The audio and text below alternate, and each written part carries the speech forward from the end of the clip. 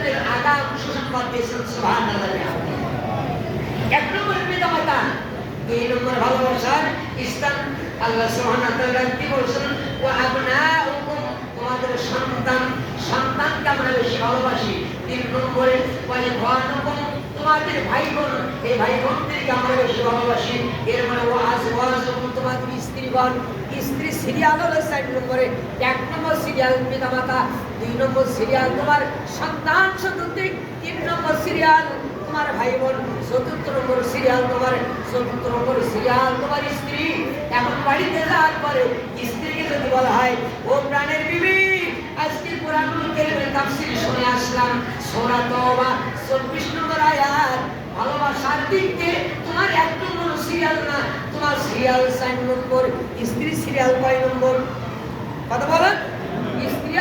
স্ত্রী সিরিয়াল 4 নম্বর। 1 নম্বর সিরিয়াল পিতামাতা, 2 নম্বর সিরিয়াল সন্তান, 3 নম্বর সিরিয়াল আপনার ভাই বোন, 4র্থ নম্বর সিরিয়াল আপনার স্ত্রী।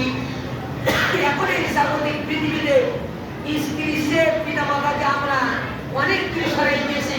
স্ত্রীকে বেশি ভালোবাসি, সন্তানকে বেশি ভালোবাসি, পিতামাতার খবরই নেই না। এরা কোনো অন্তত শ্রমিক গ্রামে নেই, আছে না? সব জায়গায় আছে কম বেশি।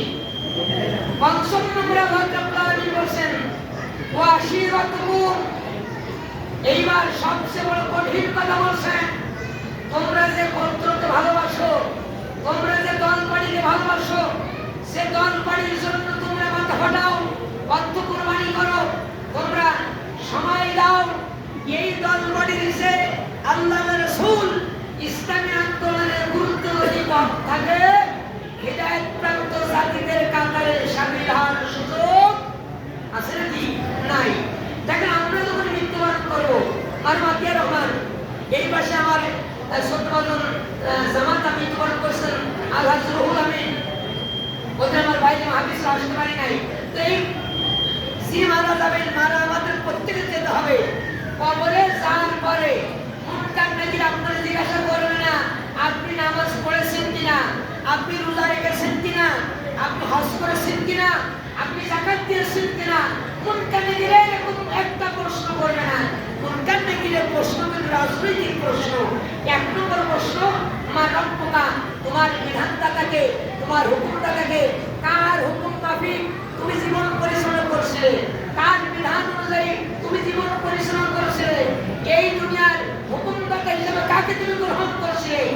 আমার দিনুকা, তোমার জীবন ব্যবস্থা এটা কি মানব রচিত ছিল না আল্লাহ প্রদত্ত জীবন ব্যবস্থা কোরআন ছিল? এখন আপনি আমি কোরআনকে বাদ দিয়া মানব রচিত সংবিধান অনুযায়ী যদি জীবন পরিচালনা করি, তাহলে মুনকার নাকিরের কাছে ধরা খাবো কিনা? ধরা খাবো না বলেন? অবশ্যই ধরা খাবো।